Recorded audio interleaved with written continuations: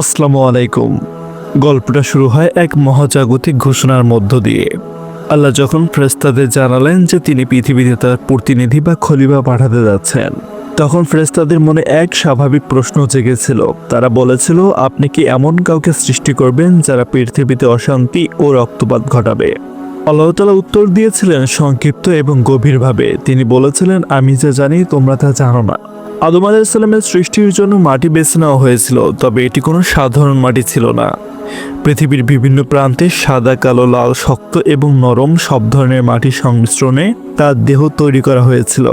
সম্ভবত এই কারণেই আজ আমরা মানুষের মাঝে এত বিচিত্র ভিন্ন ভিন্ন গায়ের রং এবং বিচিত্র স্বভাব দেখতে পাই। কেউ খুব নরম মনের, কেউ বা পাথরের মতো শক্ত। মাটির এই কাঠামোর মধ্যে যখন দীর্ঘ সময় অতিবাহিত হলো, তখন তা নির্দিষ্ট রূপ পেল।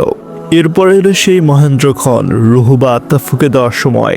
যখনই আল্লাহর পক্ষ থেকে এই রুহ আদমের দেহে প্রবেশ করলো, জড় বস্তু থেকে তিনি এক জীবন্ত সচেতন সত্তায় পরিণত হলেন।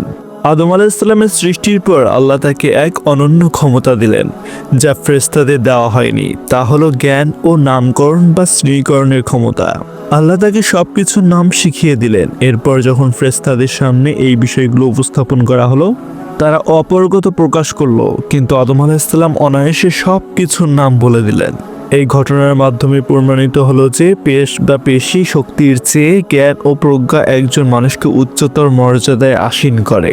এই জ্ঞানের কারণেই আল্লাহ ফেরেশতাদের নির্দেশ দিলেন যে আদমকে সিজদা করতে। এটি ইবাদতের সিজদা ছিল না, বরং এটি ছিল সম্মানের এবং আল্লাহর আদেশের আনুগত্যের পরীক্ষা। আদম আলাইহিস সালাম জান্নাতের সব নিয়ামত পেলেও কোথাও যেন একটা অপূর্ণতা অনুভব করেছিলেন। মানুষের স্বভাবই এমন যে সে একা থাকতে পারে না, তার প্রয়োজন হয় একজন সঙ্গীর, যে তাকে বুঝবে এবং যার সঙ্গে সে মনের কথা ভাগ করে নিতে পারবে।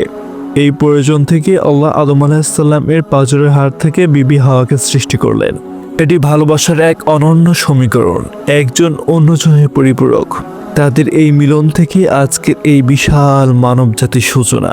আদম আলাইহিস সালামের সৃষ্টির এই রহস্য আমাদের মনে করিয়ে দেয় যে আমাদের শুরুটা হয়েছিল মাটি থেকে, যা বিনয়ের প্রতীক। কিন্তু আমাদের ভিতরে আছে আল্লাহর দেওয়া রুহ বা জ্ঞান, যা আমাদের আকাশ ছোঁয়ার সামর্থ্য দেয়। আমরা রক্তপাতকারী হব না, আল্লাহর প্রকৃতির প্রতিনিধি হব। এই সিদ্ধান্ত নেওয়ার ক্ষমতা আমাদের হাতেই। ভিডিওটি ভালো লাগলে চ্যানেলটিকে সাবস্ক্রাইব করে দিন।